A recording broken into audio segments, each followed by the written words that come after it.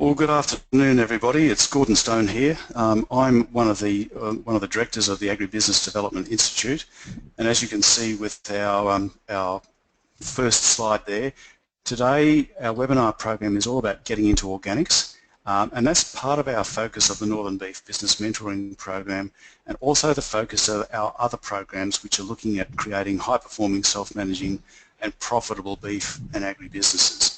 Because many of these concepts that you'll find out about today are quite relevant to everything to do with organics in the agri sector, and as you'll also find out regarding the value chain as well. So today our guest presenter is Kate Allan from Australian Certified Organics. Kate, how are things? Good, thanks Gordon. I'm excited to be involved in this webinar today. Thank you for asking me to participate. Oh, it's a pleasure, Kate. Thanks very much. Finishing off the housekeeping, and I'll introduce Kate in a little bit more detail in a moment. For those of you, and we know many people join by telephone simply because of line speeds, download limits and all of those sorts of things, we do keep everything short and sweet. For those of you who are on your computers, you'll notice a control panel. We are limiting questions and so on, and we have had a question or two beforehand which we'll just pose to Kate as we go, and we're happy to take questions by email afterwards which we can refer on to Kate and her team. Just one other housekeeping issue as well.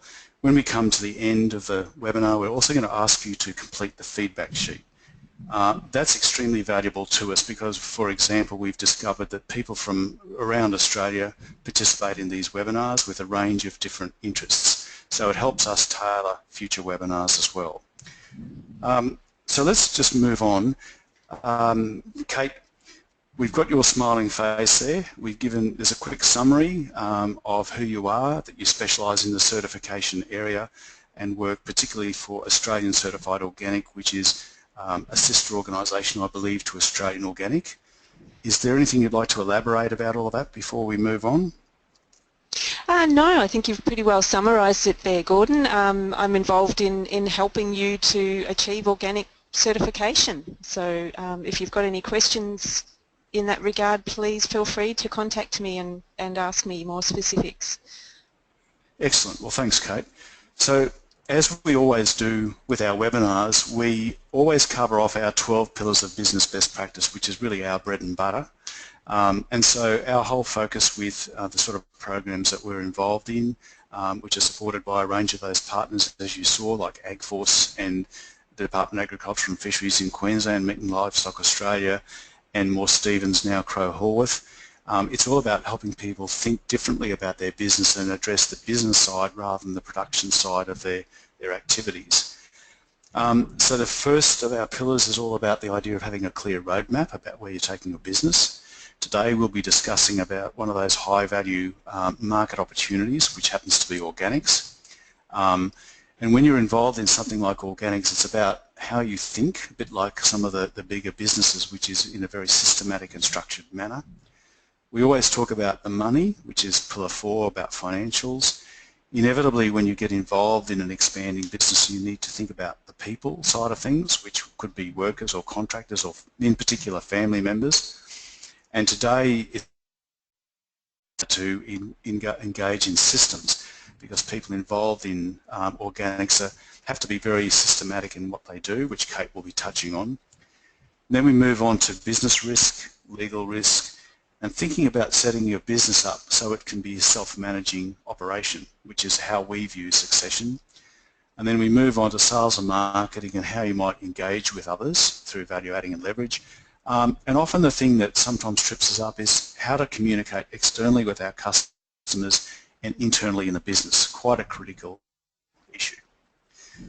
So I think we'll get into the nitty-gritty now. So Kate, what we have there with this particular slide is the ACO logo, which I know is generally called the BUD logo, and I've actually gone in supermarkets and specialty stores and things like that and actually looked for certified organic product. And the thing that always strikes me is that you always see what appears to me to be a unique number. So could you explain the extent to which that's relevant to this conversation and anything else about the Bud logo? Sure, thanks Gordon. Yeah, so when you see the ACO Bud logo in association with a number, that number is a reference to someone who has achieved organic certification, and you can actually go onto the ACO website and use that number to find out more information about who that particular certified client is. And as Gordon has said, the Bud logo is the most recognised organic logo in the marketplace. It's the one that you see most common. And I notice that we say in this slide here, 80% of certified products sold in Australia are actually certified through the use of the Bud logo and ACO and Australian Organic. So I gather the second dot point there about trust is quite important, Kate? Yes, and that's where ACO provides services that ensure that the certified organic products that bear the ACO logo are indeed certified organic. Well, one of the things I know in some of the work that we've done previously with Australian Organic is that the Bud logo, I know we kind of probably think because we're in Australia that it's particularly relevant to the domestic market. What's the association and link with the wider, because I know there are other specific similar logos in other markets, and there's a kind of a reciprocal system between ACO and other international players. Is that the case? Certainly. The ACO logo is gaining more and more international recognition all the time, and our number of international clients seeking certification is certainly a growth area for us as well. Okay, so they can actually, part of this notion is it would help kind of brand their product, I suppose, if they're working in the domestic and export market. Would that be the case? Absolutely, yes. And it's only if you are the product is actually produced within Australia that you can actually include the Australian certified organic logo on your product. Excellent. Well, thanks, Kate. Let's move on. Our agenda is relatively straightforward, and yet there's a fair bit to be covered. So the first question that we wanted to ask, which is something that's often asked of us, is why would you get involved in the organic marketplace? The second question always is, so how do we get started? How onerous is it, or how simple is it, or how systematic is it? And then often people say, well, how will it actually work in terms of what I need to do?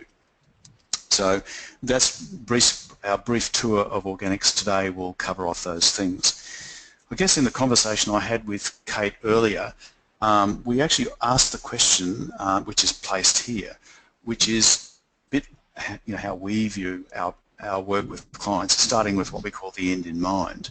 And the notion here, Kate, is if people are going to go down this track, the thinking is that it's important they have a clear picture of where they're going to end up.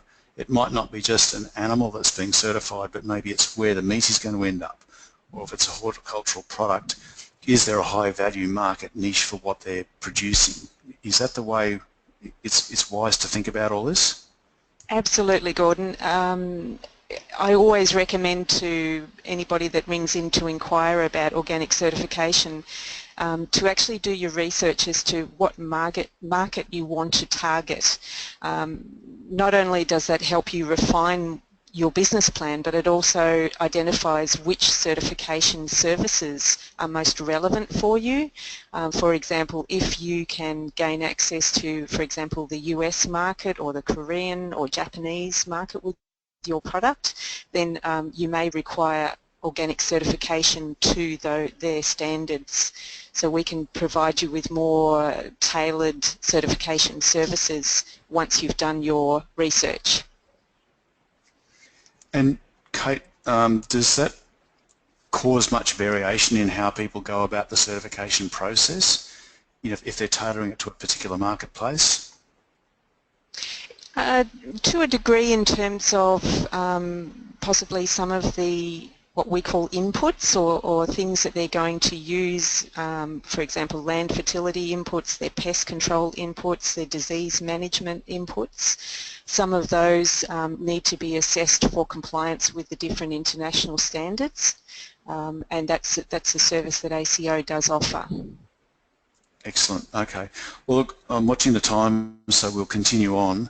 The next slide is an overview of the beef organic market, which to me is reasonably self-explanatory. We tried to provide some data there because its purpose is to answer the question, why would you think about organic or going organic, so to speak? And to me, those top few slides there are really the telling points, which is beef sales and, in fact, all organic product sales have increased markedly. And the average growth, as we say with the third dot point there, is 45%. And even the organic beef market itself appears to be increasing greater than the value of the conventional beef industry. And I know from work that we did in the US earlier this year that there are some real opportunities in a range of those international markets who are looking for Australian, say, grass-fed organic product. So before, I guess the point that we've made at the bottom there too, Kate, is that there's an extremely comprehensive Australian organic market report, which I think is updated every couple of years, as we can see here, 2014 into 2017. So that helps people think about this kind of informed approach. So is there any observation you'd like to make about, the growth as it's happening, or any observations that you've seen about particular areas of growth, or even the question of this market report as being kind of a dossier of information? Yeah, certainly. Thanks, Gordon. The market report actually provides you with an analysis of the trends within the different market sectors, so that you can see what's actually emerging. I mean, I'd have to say that I'm a regular watcher of Landline each Sunday, and I'm always fascinated in what the market is doing and what the influences are that are, the comments by the commentators. So it is something that you do need to keep your finger on the pulse of, and the Australian Market Report will provide you with like an analysis of the trends that are occurring, but it still can't replace your own research into what's currently occurring in these markets. And Kate, I suppose the way I'd look at that too is if people are doing their research, as you've said, they need to find a few authoritative sources, and possibly this market report is a really good place to start, which will point people in other directions to investigate further. Would that be the case? Yes, absolutely. It provides you with lots of links to organisations that can assist you further in doing your research. Okay, great. Let's move on then.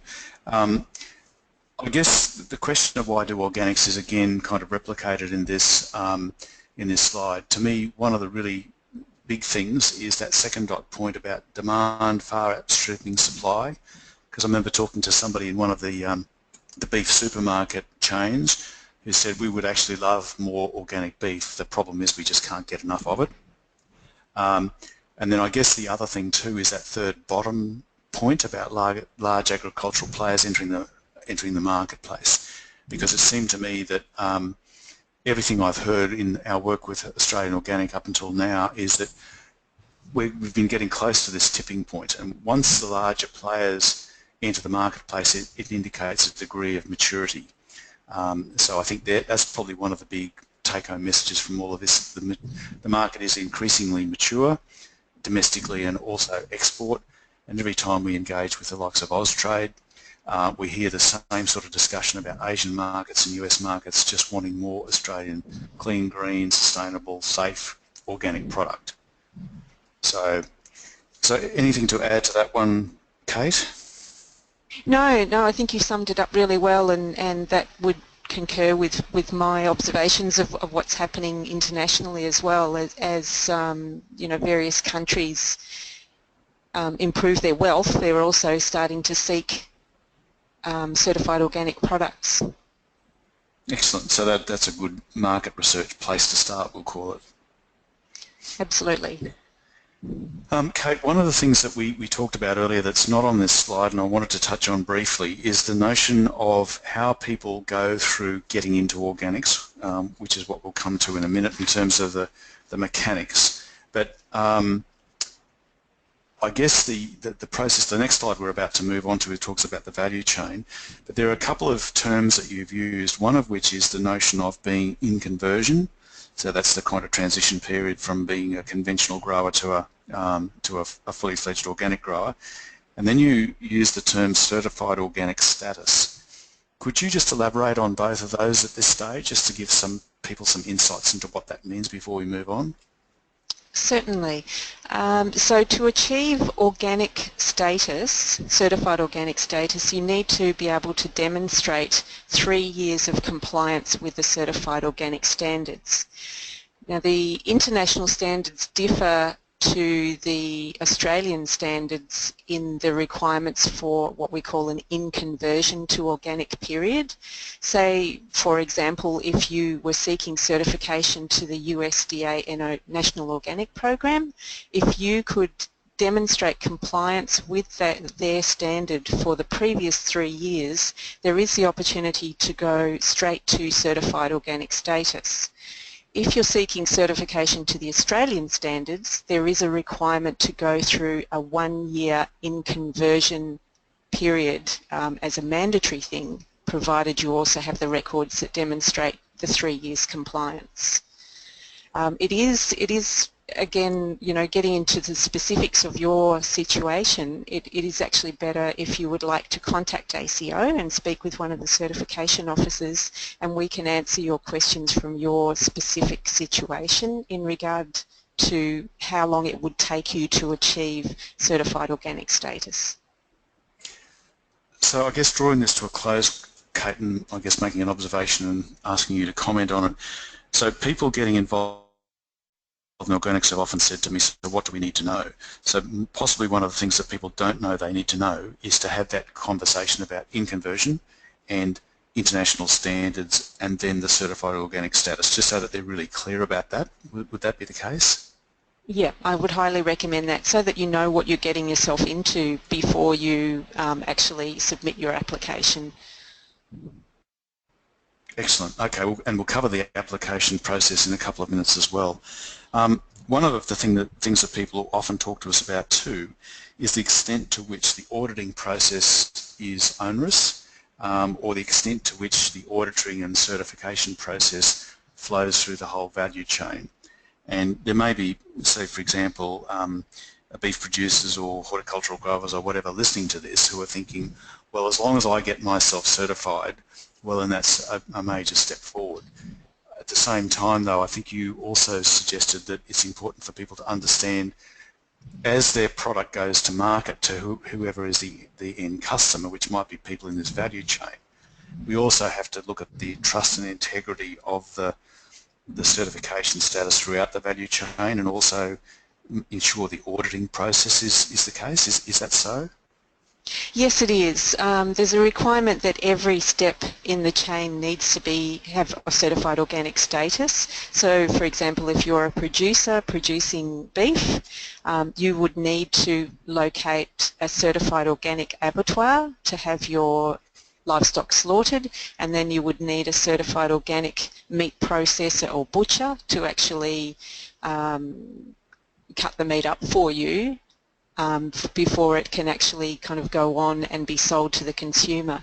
So it's important that every step in the chain has that certified organic status for the end product ultimately also to have an organic status. So are we saying, in terms of people doing their research, they really need to examine the whole value chain or key elements of the value chain? Is that so? Yeah, exactly. It depends at what point you want to actually sell your product. For example, with livestock, you can sell your cattle to an abattoir, and that's the end of your particular involvement. You may also choose to have the meat processed and, for example, packed into retail packaging for you.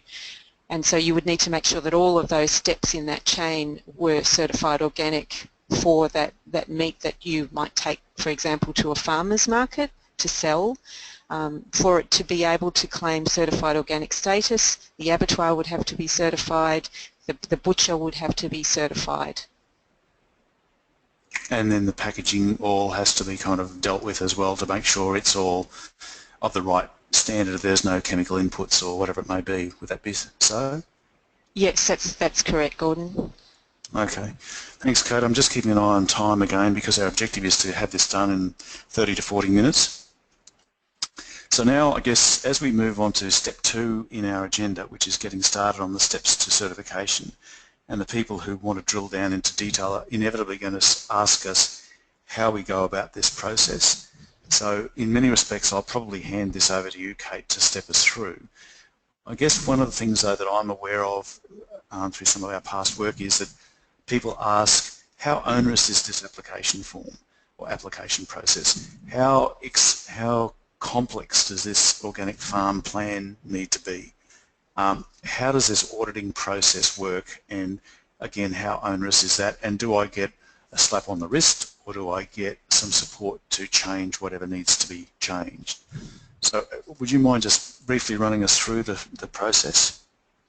Sure, Gordon. I would say before you even start, you need to be aware that you do need to keep records of your certified organic operation.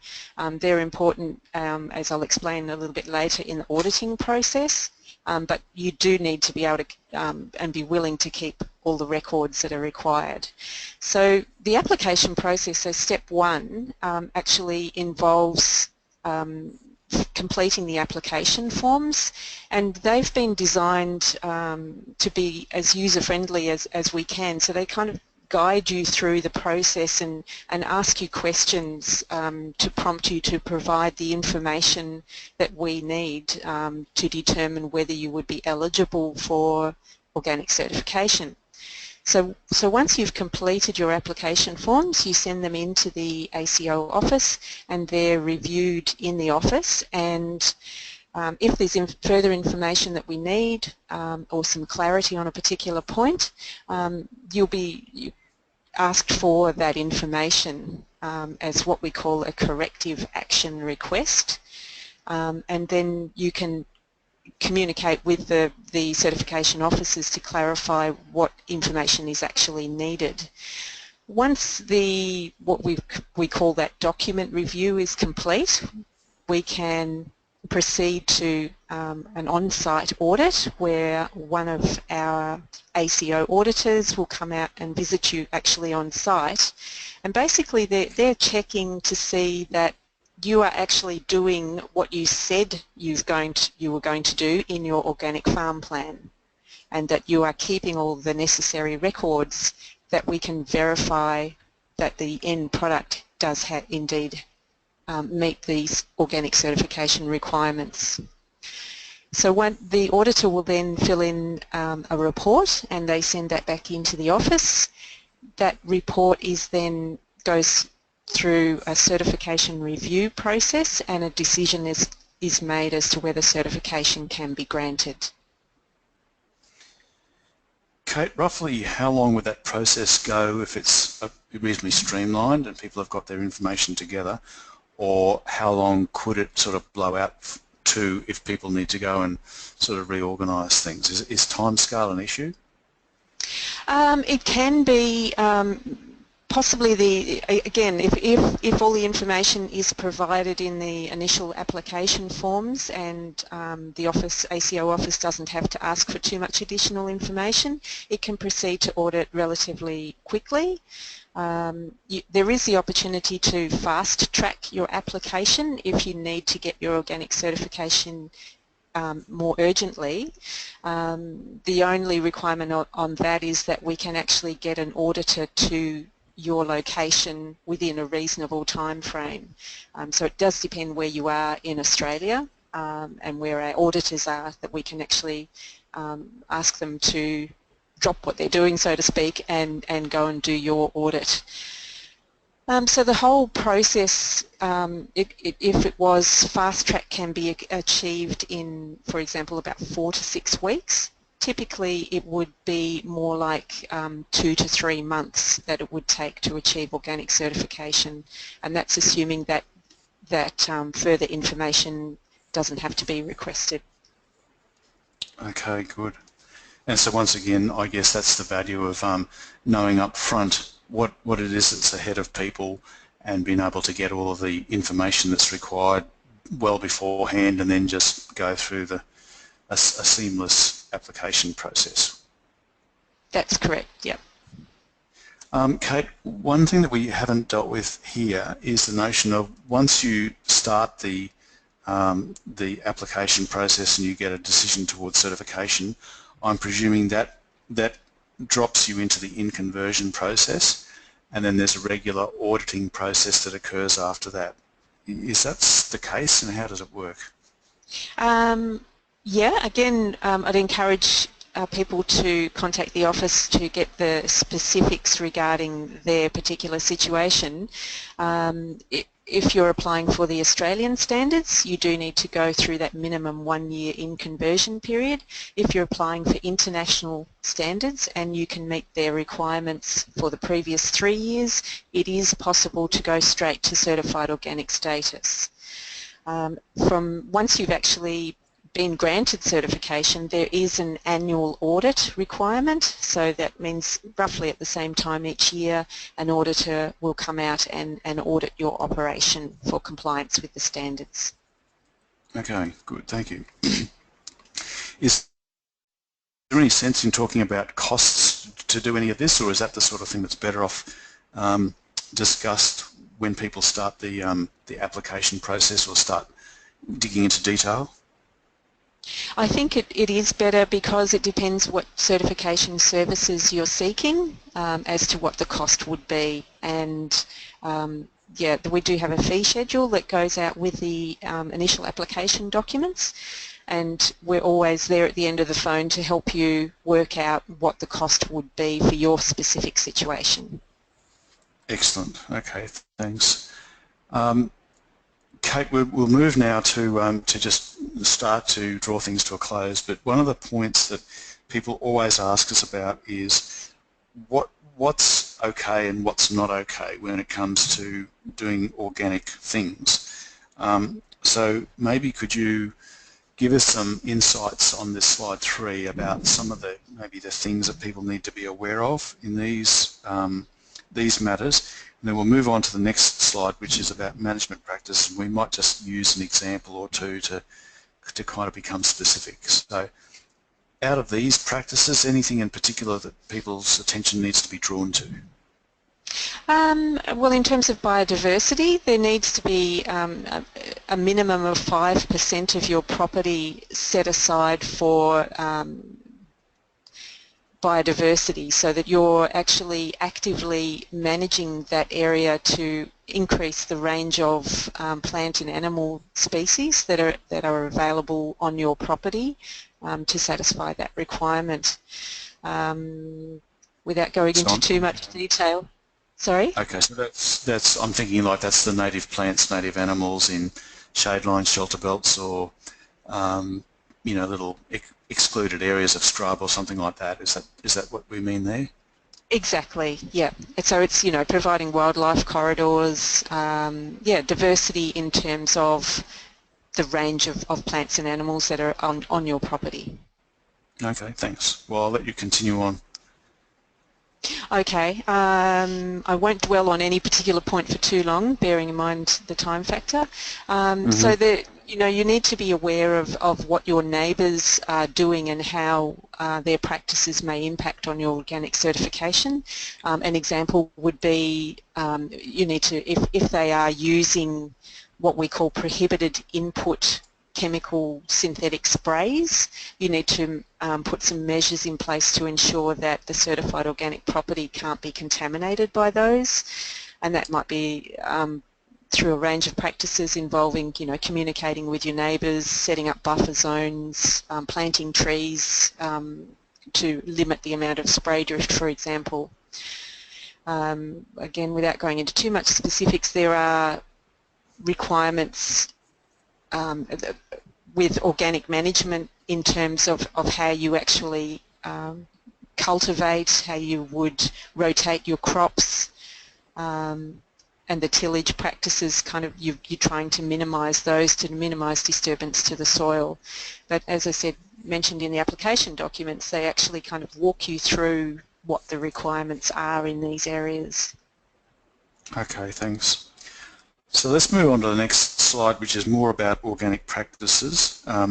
So maybe ask you to cover some of those off, and I guess we did have a question submitted to us quite early in the piece about a gentleman who was saying he needed to access some hay from somewhere and was asking a question which I know is now being answered from the central system. But maybe could you give us some thoughts about all of that in terms of, we'll call it the operations of an organic enterprise? Sure. So in terms of pest management, the requirement is that you use natural pest management practices in the first instance to actually try and control your pests. That might be through breed selection or rotating animals through different paddocks, for example, and that you must apply those principles before you reach for any kind of chemical input, and then that input needs to be compliant with the standards as well. And again, ACO is available to give you advice on various inputs and whether they comply with the relevant standards. In terms of bringing in things like seeds or feed or anything onto the property, the priorities would be that you would go with certified organic in the first instance, but if that's not readily available, then you could go with in conversion to organic brought in materials, and if that's not available, there are exceptions that can be granted for bringing in non-organic seeds and livestock feed materials. But again, that's quite a specific area, and it's best to seek individual advice from a certification officer for your particular requirements. Okay, good. So I guess the take-home message out of that, Kate, is give all of that some thought and then make direct contact with the people who are going to be able to advise you accordingly. Absolutely. It's better to check that what you're proposing is compliant with the standards. Okay, great, thanks. Well, we will start to draw things to a close, and what we normally do here is we just explain the Beef Business Mentoring Program that is part of the process of making this information available to people. So it's about helping people who are thinking about expanding their business, growing their business, handing it on to another generation, or wanting to make it more profitable or whatever it may be, to think about some of the things that we've talked about. And if they want to make change to their business, these webinars and business updates are valuable. Sometimes our one-day workshops to help people think about this from the point of view of just doing a stock take of what's going on with their business, where it is now, where they want it to be, how they need to change, what they need to change. And then we've just finished the first version of our Northern Beef CEO Mentoring Program 2-day workshops, where we actually just covered off late last week things like the marketplace, succession, so on, by getting people to kind of work through how they want to change their business and what action they need to take, and then getting started on the action. So that's what that CEO mentoring program is all about. Making people aware too that this is actually really a professional development program to help them think about building their business skills with the focus unashamedly of more profitable enterprises. And in 2016 and 2017 there are some quite well subsidised fees for people who want to attend. The reason we put this particular slide in, which is now about the CEO mentoring program, is because this is the opportunity for people to maybe listen to a webinar like this and go, okay, I would really like to examine organics in more detail. So what marketplace should I be looking at? What are the changes that I need to make in terms of my own enterprise? Who out there can give me a hand? what particular customer might I be focusing on, and therefore what sort of product might they want. And then our whole focus behind that is to set up the most profitable business that we can to help people achieve their own personal goals. So that's effectively drawing things to a close. The last slide here is just giving the phone numbers of myself, of Kate, who's been the co-presenter today, Mark McNamee, who is one of our other co-presenters and mentors in the program for both the beef and wider agri-sector activities. And there is an email address there for people who would like to find more information out. So Kate, we've been doing this for about 35 minutes now, so I think it's time to draw it to a close. From your point of view, is there anything that we've missed or any kind of take-home message you'd like to leave people with if they're thinking about getting into organics? Probably the first piece of advice I give if asked is to do your market research, to make sure that the market that you're looking at entering is going to be accessible to you before you kind of go too much further. That would be the take-home message, I think, Gordon. Okay, great. Thanks very much. So we're going to wind this up now.